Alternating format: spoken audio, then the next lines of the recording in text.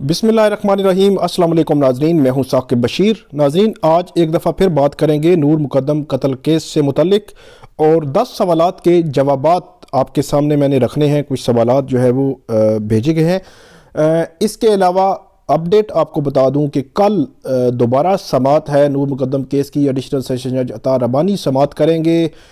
जो तफ्तीशी अफसर है उसका बयान रिकॉर्ड होने के बाद जो बिशारतुल्लाह है एडवोकेट, उन्होंने जो जाकिर जाफ़र के वकील हैं उन्होंने उस पर जरा मुकम्मल कर ली है। इसके अलावा दीगर जो मुल्ज़मान के वकला हैं वो कल उस पर जरा करेंगे। तमाम जो वकला हैं दीगर वो जरा करेंगे। एक तो ये मामला है जो अदालत के सामने है। दूसरा मामला है जो थेरेपी वर्क की दरख्वास्त थी 3 डॉक्टर्स को बुलाने की, वो तकरीबन पिछली 3-4 समातों से पेंडिंग आ रही है।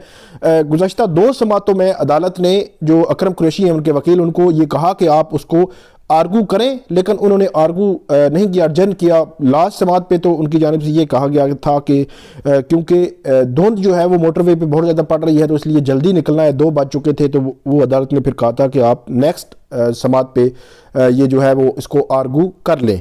तो अब 2 ही मैटर हैं और ये केस बिल्कुल अपने कंक्लूजन की तरफ बढ़ रहा है। तमाम जो गवाहों की स्टेटमेंट्स हो चुकी हैं, तमाम पे जरा मुकम्मल हो चुकी है। सिर्फ तफ्तीशी अफसर जो है उस पर एक वकील की जरा हो चुकी है, बाकियों की रहती है। इसके अलावा 342 की स्टेटमेंट और फाइनल आर्गूमेंट्स उसके बाद होने हैं इस केस में। और ये केस जो है जनवरी 31 आप ये कह सकते हैं कि तब तक तकरीबन इसकी जो वो डेडलाइन बनती है।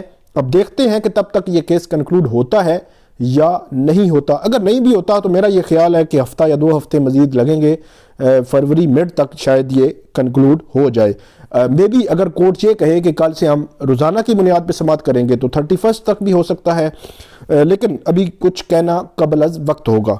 अब आते हैं सवालात की जानिब से। सवालात जो मुख्तलिफ सवालात रखे गए हैं उसका मैं जवाब आपको दे देता हूँ कि क्या ज़ायर और बाकी अक्यूज़्ड बेल के लिए अप्लाई कर सकते हैं हाई कोर्ट में जब इस कोर्ट के फैसले के बाद, अच्छा मतलब इस कोर्ट का जब जजमेंट आ जाए तो उसके बाद क्या वो अप्लाई कर सकते हैं। तो तरीकाकार ये होता है कि उस जजमेंट को हाई कोर्ट में जो फोरम है उस वहाँ पे उसको ये चैलेंज करेंगे। चैलेंज करते हुए अपील उसको कहते हैं हम, वो अपील अगेंस्ट कन्विक्शन, उसके साथ ही सस्पेंशन ऑफ सेंटेंस या बेल आप उसको कह सकते हैं कि उसकी दरख्वास्त भी दायर की जाती है।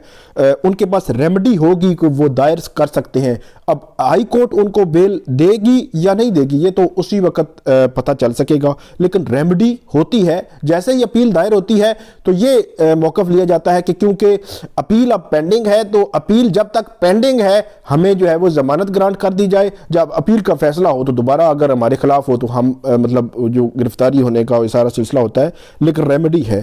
उसके बाद इस कोर्ट के फैसले के बाद क्या ज़ायर दोबारा इंसैनिटी प्ली ले सकता है। इंसैनिटी प्ली डेफिनेटली वो जब कोर्ट में अपील में जाएगा मैटर तो मे बी वहाँ पे कुछ चीज़ें जो है वो उठा सकें। क्योंकि मैं एक जजमेंट आपके सामने तकरीबन 2-1 हफ्ते पहले मैंने आपके सामने रखी थी कि इस्लामाबाद हाई कोर्ट में एक मैटर आया था इसी तरह, तो वहाँ पे भी ट्रायल कोर्ट से इंसैनिटी प्ली जो है वो रिजेक्ट हुई थी।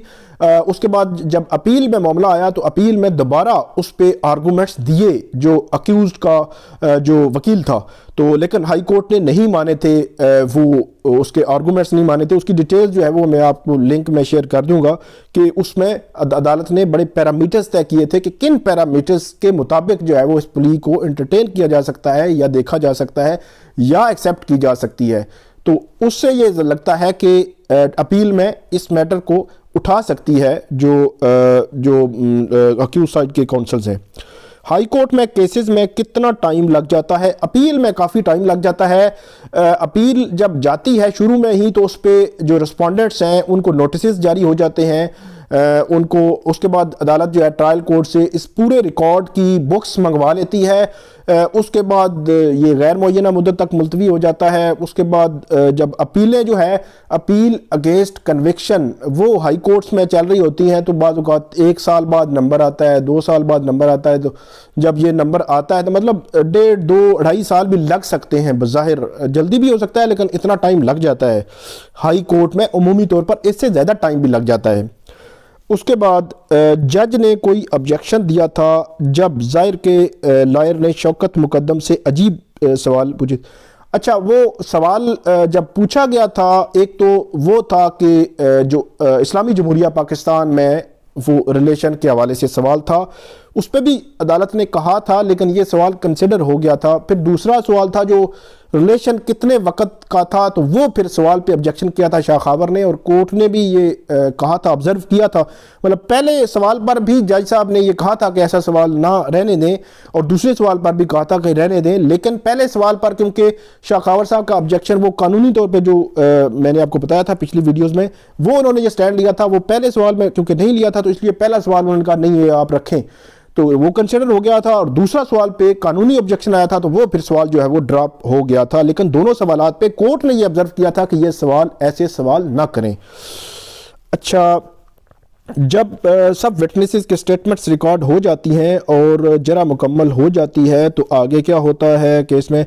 अच्छा, वही कि अब अगर स्टेटमेंट्स रिकॉर्ड हो चुकी हैं, जरा मुकम्मल हो चुकी है, 342 की स्टेटमेंट्स अक्यूज साइड से वो होती हैं, और उसके बाद फाइनल जो इसके आर्गूमेंट्स हैं इस केस में 1 बाई 1 होने हैं दोनों अतराफ से। तो उसके बाद अदालत जो है जजमेंट रिजर्व करेगी और जजमेंट पे फैसला देगी। तो वो जो आर्गूमेंट्स हैं वो डेफिनेटली जितनी भी इसमें जरा हुई, स्टेटमेंट्स हुई, जितना रिकॉर्ड है, दोनों अतराफ अपने अपने फेवर में जो चीज़ भी आती है उसको अदालत के सामने रखते हैं और अपना केस जो है वो प्लीड करते हैं। आईओ ने पिछली हेयरिंग में फ़ोन नंबर के बारे में क्या कहा था और वो नंबर किसका था? आईओ ने बिल्कुल एक 0341 नंबर बताया था, लेकिन वो नंबर किसका था ये आईओ ने ना पता किया, ना उसको किसी ने बताया। आईओ ने ये भी नहीं चेक किया कि वो नंबर किसके नाम पे है, ना उसका चेक करके उसको शामिल तफ्तीश किया, ना आगे चीज़ बढ़ाई। वो जूं का तू ही मामला जो है वो वैसा ही है। उसके बाद है कि क्या अब कोर्ट की इस टाइम पे कॉल रिकॉर्ड निकालने का कह सकती है, जैसे शौकत मुकद्दम और ज़ाहिर की व्हाट्सएप कॉल थी। मेरा ख्याल है जो प्रोसिक्यूशन ने जो चीज़ें देनी थी वो अदालत को दे चुकी है। अब डिफेंस साइड से अब मे बी ऐसी चीज़ अभी तक आई तो नहीं है, लेकिन कोर्ट के एंड से मुझे नहीं लगता कि कोर्ट को ही कहे कि फ़लाँ जो है रिकॉर्ड आप निकाल के ले आए। और मेरी जहाँ तक समझ है कि व्हाट्सएप कॉल, क्योंकि जो रिकॉर्ड मैंने देखा वहाँ पे इंटरनेट कॉल आ रही थी, इंटरनेट कॉल जो है वो व्हाट्सएप कॉल ही होती है, तो व्हाट्सएप कॉल का डाटा जो है वो इनकमिंग आउटकमिंग आ रहा है। जो आप रूटीन में जो कॉल्स करते हैं तो व्हाट्सएप कॉल में इंटरनेट कॉल आ रही है, तो उसमें भी ये कि उसमें एक्चुअली है क्या, तो वो तो वैसे भी पता नहीं चल सकता। वो तो इधर से बताया जाना है या इधर से बताया जाना है, जो रिकॉर्ड पे नहीं आया कभी भी। उसके बाद ये है कि अगर ज़ाहिर की मेडिकल रिपोर्ट आ गई थी तो पुलिस वाले ज़ाहिर को स्ट्रेचर पर क्यों लाए? ये इंपॉर्टेंट सवाल है आपका कि अगर अडियाला जेल से आ गई थी रिपोर्ट तो वो उसको स्ट्रेचर पर क्यों लाए? तो डेफिनेटली ये भी मतलब ये है कि बीबीसी उर्दू से हमारे शहजाद मलिक साहब है, उन्होंने स्टोरी की बीबीसी उर्दू पे, उन्होंने ये लिखा कि जो स्ट्रेचर था वो अडियाला जेल से नहीं आया था बल्कि बख्शी खाना मतलब F8 से ही, और F8 में भी किसी बाहर से स्ट्रेचर आया था और स्ट्रेचर के बाद जो है उसको लेकर गए थे वहाँ से। लेकिन क्यों लेके गए रिपोर्ट के बावजूद, ये इंपॉर्टेंट सवाल है। मे बी कोर्ट जो है इसको देखे। क्या अमेरिका एम्बेसी ज़ाहिर को मेडिकल चेकअप करवाने की कोई एप्लीकेशन दे सकती है? डेफिनेटली वो जो कोई भी वो किसी भी तरह जो है वो इसमें आ सकती है, लेकिन अभी तक ऐसी कोई चीज़ आई नहीं, इसलिए मेरा ख्याल है कबल अज़ वक्त है कि इसको हम डिस्कस करें। तो ये नाज़रीन आज की हमारी वीडियो, उम्मीद है आपको पसंद आएगी। इस पर फीडबैक ज़रूर दीजिएगा, कमेंट ज़रूर कीजिएगा। बहुत शुक्रिया।